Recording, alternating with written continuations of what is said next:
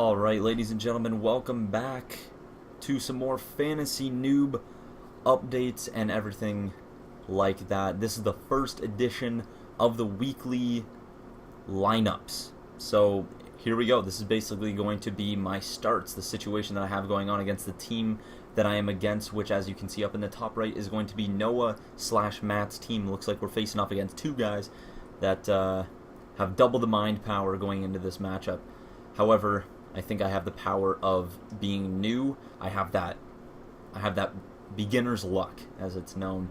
So first off, we're going to take a look here at the top of your screen. We have the waiver situation. So I haven't done really a waiver wire update as a video yet. However, that will be coming out as frequently as I can, as often as I do it.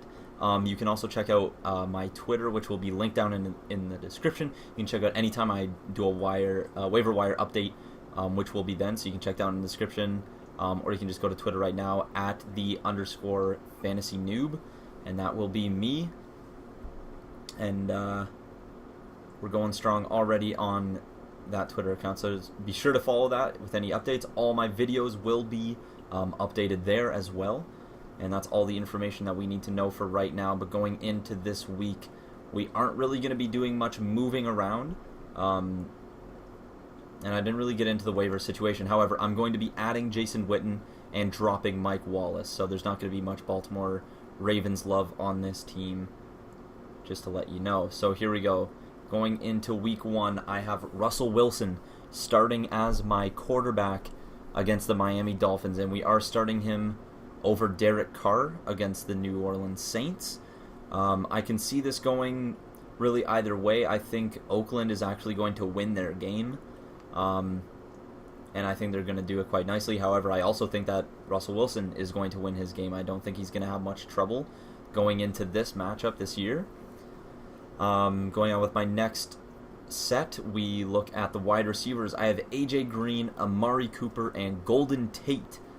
And each of them having very favorable matchups. AJ Green against the New York Jets. Amari Cooper, like I had already said, is on Oakland along with Derek Carr, so they are facing the New Orleans Saints.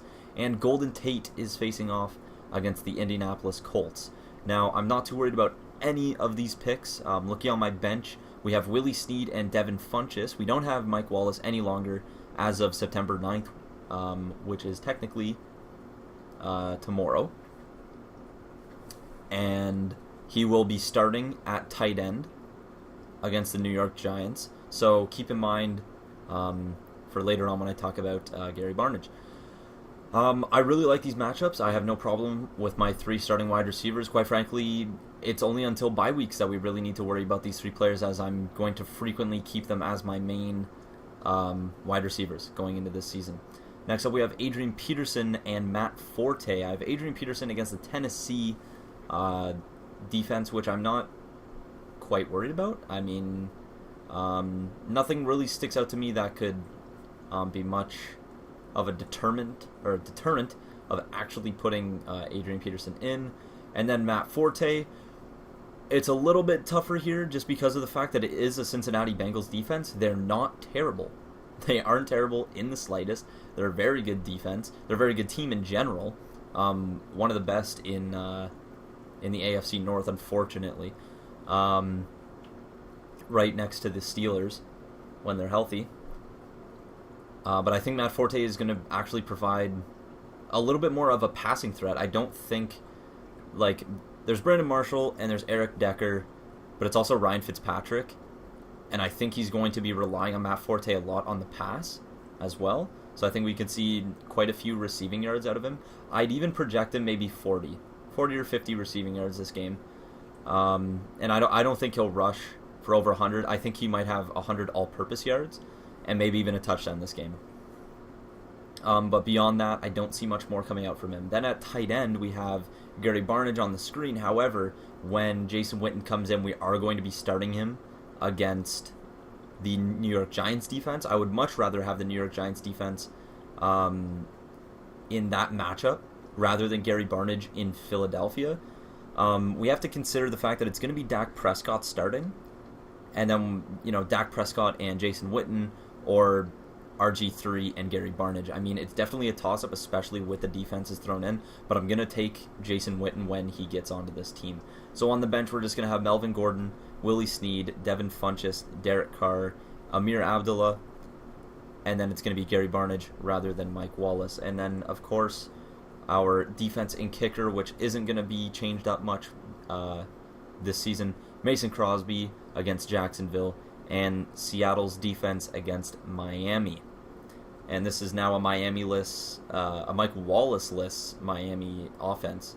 So definitely something to consider, as well as the fact that, you know, Jarvis Landry is I don't even think arguably the best wide receiver on that team, and he's going to have Richard Sherman on him the entire day. So it's definitely going to be a tough day for Jarvis Landry. I have him sitting in a few of my other teams where I actually own him because of that fact. So now we're going to take a look at the matchup itself as I face off against Noah's team. Noah and Matt's team, however, sorry. So we are actually projected to beat them by almost 5 points.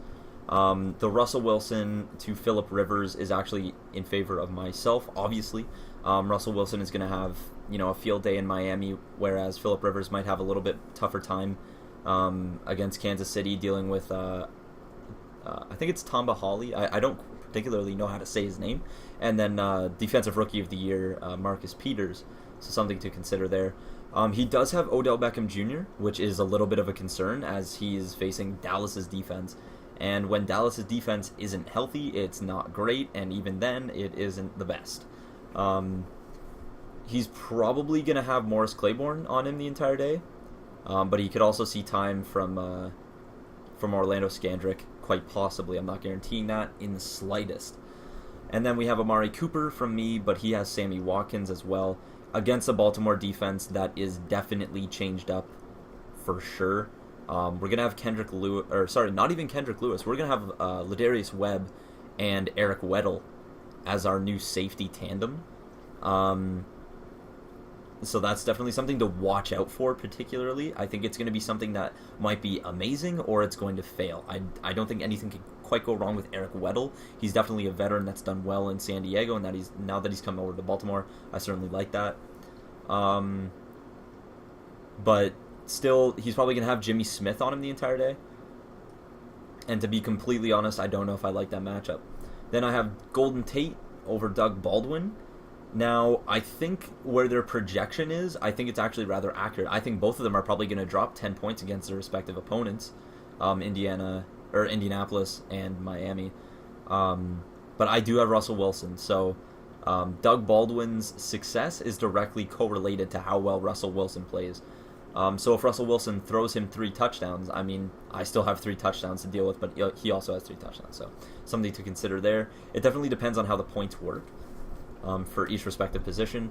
And then I have Adrian Peterson against Tennessee, which once again I'm still very confident in. And then he has Mark Ingram versus Oakland, and that's always something to watch out for. I mean, Khalil Mack, he's definitely a sack master, but let's see if he can shut down the run as well against New Orleans.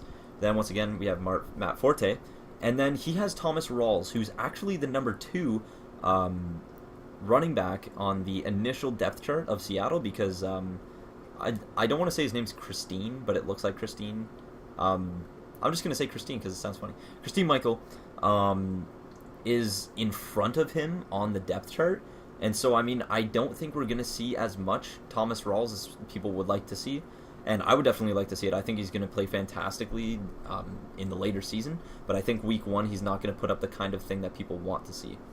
Next up, he has Travis Kelce against San Diego, which is actually, I think, is going to be fantastic. I think Kelce's going to put up a ton of points.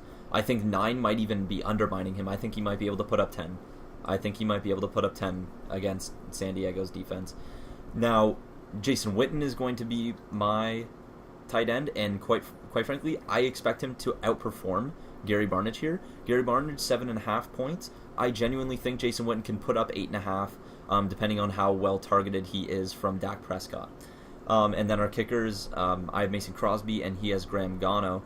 I think Graham Gano is going to get quite a bit of PATs. Or sorry, not even PATs. He's facing the Denver Broncos today. So that's something to watch out for. He might be able to put up quite a few points. So I think 9.76 is actually bang on. I think Mason Crosby might be getting a few PATs against that Jacksonville defense, as that Jacksonville defense is so fresh, so new. There's so much to be tested there, so it's either going to be Green Bay putting up a ton of points or Green Bay actually struggling. Either way, I think Mason Crosby is going to get his due, whether that's in PATs or whether that's in 30 to 40-yard field goals.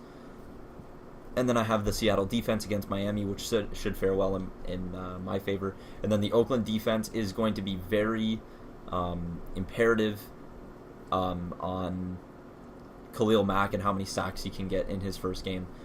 So I am the favorite to win the game, 55 to 45% against Noah Matt's team. That is the Week 1 roundup, and that is how it's going to fare for me. I do believe I have total confidence in the team this week that we are going to succeed.